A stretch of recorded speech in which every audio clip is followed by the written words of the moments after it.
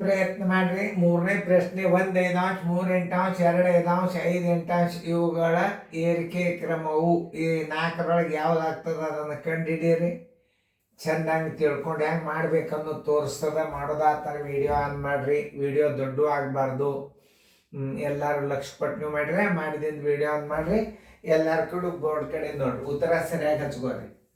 1 5 3 8 3 8 2 5 2 5 5 8 5 8 ಎಷ್ಟು 1 2 3 4 ಇವಕ್ಕೆ ಏನು ಮಾಡಬೇಕು, ದಶಮಾಂಶ ಮಾಡ್ಕೊಂಡು ಬಿಡ್ಬೇಕು. ಇಷ್ಟು ಸರಳದಲ್ಲ.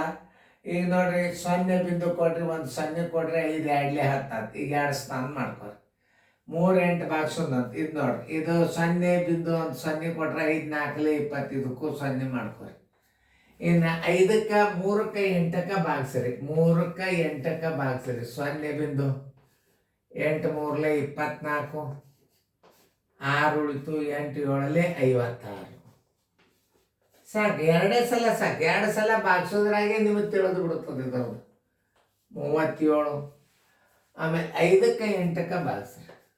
5ಕ್ಕೆ 8ಕ್ಕೆ ಪೂಜೆ 8 6 48, 2 ಉಳಿತು, 8 2 16,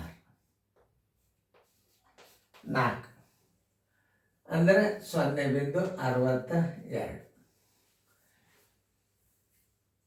ದಶಮಾಂಶಗಳನ್ನು ತೆಗೀರಿ. 20, 37, 40, 62. ಈಗ ಏನು ಹೇಳ್ಯಾರ ಅವರು? ಏರಿಕೆ ಕ್ರಮ. ಏರಿಕೆ ಕ್ರಮ ಬರೋಬ್ಬರಿ. ಏರಿಕೆ ಕ್ರಮ ಬರೋಬ್ಬರಿ ಚಿಕ್ಕದಿಂದ ಚಿಕ್ಕದು ಮೊದಲ, ಆಮೇಲೆ ಬರಬಾರ್ದು ದೊಡ್ಡದು.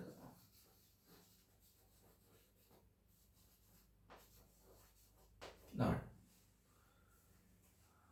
ಚಿಕ್ಕ ಅಂಕೆ ಯಾವುದಿದ್ರೆ ಫಸ್ಟ್ ವಿಚಾರ ಮಾಡ್ರಿ. 20 ಅದ ಚಿಕ್ಕ ಸಂಖ್ಯೆ, ಅದನ್ನ ಮೊದಲು ಬರೀರಿ. 1 5, ಅದಕ್ಕೆ ಸ್ವಲ್ಪ ಅಂಕಿ ದೊಡ್ಡದು ಯಾವುದು? 3 8,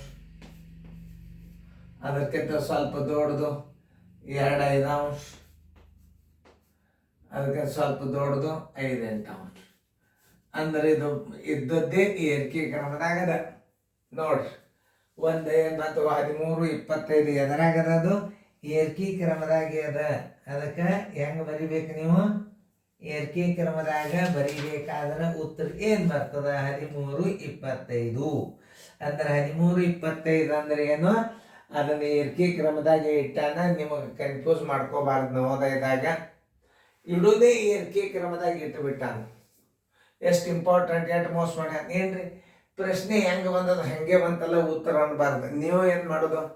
ಏರಿಕೆ ಕ್ರಮ ತೆಗಿಬೇಕು, ತೆಗೆದು ಬಿಡ್ರಿ. ಈಗ ನೋಡಿ, ಇದು ಏರಿಕೆ ಕ್ರಮದಾಗೆ ಇಟ್ಟಾನ. ಉತ್ತರ ಏರಿಕೆ ಕ್ರಮದಾಗೆ ಬಂದದ. 13 25 ಎಲ್ಲದ ಹುಡುಕ್ಯಾಡ್ರಿ. 13 25 ಉತ್ತರ ಸಂಖ್ಯೆ ಸಿ. 13 25 ಅಂದ್ರೆ ಕನ್ಫ್ಯೂಸ್ ಮಾಡ್ಕೋಬೇಡ್ರಿ. 1 3 2 5, 1 3 2 5 ಉತ್ತರ ಸಂಖ್ಯೆ ಸಿ. ಹಿಂಗ ಬಾಯಿಲೆ ಬಂದದ್ದನ್ನ ಒಂದು ಉದಾಹರಣೆ ಹೇಳ್ತೇನೆ ನಿಮಗೆ. ಈ ಎಸ್ ಸೀರಿಯಲ್ನ ದಶಮಾಂಶ ಮಾಡೋದು ಭಾಳ ಪರ್ಫೆಕ್ಟ್ ಕೊಟ್ಬಿಟ್ಟನ್ನ. ನೀವು ಎಸ್ ಸೀರಿಯಲ್ನ ಅಭ್ಯಾಸ ಮಾಡಿದ್ದೀರಿ ಅಂತಂದ್ರೆ ಇವು ಬಾಯಿದಿಂದೇ ನೀವು ಗಣಿತಗಳನ್ನು ದಶಮಾಂಶ ಮಾಡ್ಬೋದು. ಅದಕ್ಕೆ ನಿಮ್ಗೆ ಹೇಳೋದು, ಏರಿಕೆ ಕ್ರಮ ಇಳಿಕೆ ಕ್ರಮ ಬಂದಾಗ ಹೆಂಗೆ ಮಾಡ್ಬೇಕು ಅನ್ನೋದು ನಿಮಗೆ ತಿಳಿಸಿ ಹೇಳ್ದೆ. ಇನ್ನು 2 ಲೆಕ್ಕ ನಾನು ನಿಮಗೆ ಮಾದರಿ ಹಾಕ್ತಾನೋ ಅವತ್ತೊಂದು ನೀವು ಸ್ವಂತ ಬಿಡಿಸ್ಬೇಕು. ಇಳಿಕೆ ಕ್ರಮದಾಗಿತ್ತು ಅಂದ್ರೆ ಮೊದಲು ದೊಡ್ಡದ ಅಂಕಿ ಬರಿಬೇಕು. ಏರಿಕೆ ಕ್ರಮ ಕೇಳಿದ್ದ ಅಂದ್ರೆ ಚಿಕ್ಕ ಅಂಕಿ, ಅದಕ್ಕಿಂತ ಸ್ವಲ್ಪ ದೊಡ್ಡದು, ಅದಕ್ಕಿಂತಲೂ ಸ್ವಲ್ಪ ದೊಡ್ಡದು, ಅದಕ್ಕಿಂತಲೂ ಸ್ವಲ್ಪ ದೊಡ್ಡದು. ಇಳಿಕೆ ಕ್ರಮದಾಗ ಕೇಳಿದ್ದ ಅಂದ್ರೆ ಮೊದಲು ದೊಡ್ಡದು, ಅದಕ್ಕಿಂತ ಸ್ವಲ್ಪ ಸಣ್ಣದು, ಅದಕ್ಕಿಂತಲೂ ಸ್ವಲ್ಪ ಸಣ್ಣದು, ಅದಕ್ಕಿಂತಲೂ ಸ್ವಲ್ಪ ಸಣ್ಣದು. ಬರೆಯುವುದು ಅಂತ ಹೇಳಿದಂಥ ನಿಯಮನ ನೆನಪಿಟ್ಕೋಬೇಕು. ಯಾಕಂತಂದ್ರೆ ಈ ಒಂದು ಉದಾಹರಣೆ ಹೇಳ್ಬೇಕು, ಈ ಗಣಿತಗಳನ್ನ ತಿಳ್ಕೊಂಡು ಮಾಡೋದು ಇರ್ತಾವೆ. ನಿಮ್ಗೆ ನೋಡ್ರಿ, ಈಗ ನಾ ಇದನ್ನ ನೋಡ್ರಿ, ಇದು 100ಕ್ಕೆ ಭಾಗ ಹೋಗ್ತದೆ, ಇದು 100ಕ್ಕೆ ಭಾಗ ಹೋಗ್ತದೆ. ಪ್ರಶ್ನೆನೇ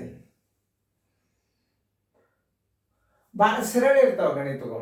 ಅದ್ರಾಗ ಮಾಡೋದು ದಶಮಾಂಶ ಮಾಡಿಬಿಟ್ರೆ ನಿಮಗೆ ಯಾವ ಅಂಶಗಳು ಸಮನಾಗಿದ್ದಾಗ, ಛೇದಗಳು ಸಮನಾಗಿದ್ದಾಗ, ಆ ನಿಯಮ ನಿಮ್ಗೆ ಏನಾದರೂ ಮರೀತು ಅಂತಂದ್ರೆ ನೀವು ಸೀದಾ ದಶಮಾಂಶ ಮಾಡಿಬಿಡೋದು. ದಶಮಾಂಶ ತೆಗೆದು ಏನು ಮಾಡಬೇಕು, ಆಯಾ ಭಿನ್ನ ರಾಶಿ ತಳಗಿಡಬೇಕು, ಆಮೇಲೆ ದಶಮಾಂಶ ತೆಗಿಬೇಕು. ಏರಿಕೆ ಕ್ರಮ ಹೇಳಿದ್ದ ಅಂತಂದ್ರೆ ಚಿಕ್ಕ ಅಂಕೆದಿಂದ ದೊಡ್ಡ ಅಂಕಿ ಕಡೆ ಹೋಗಬೇಕು.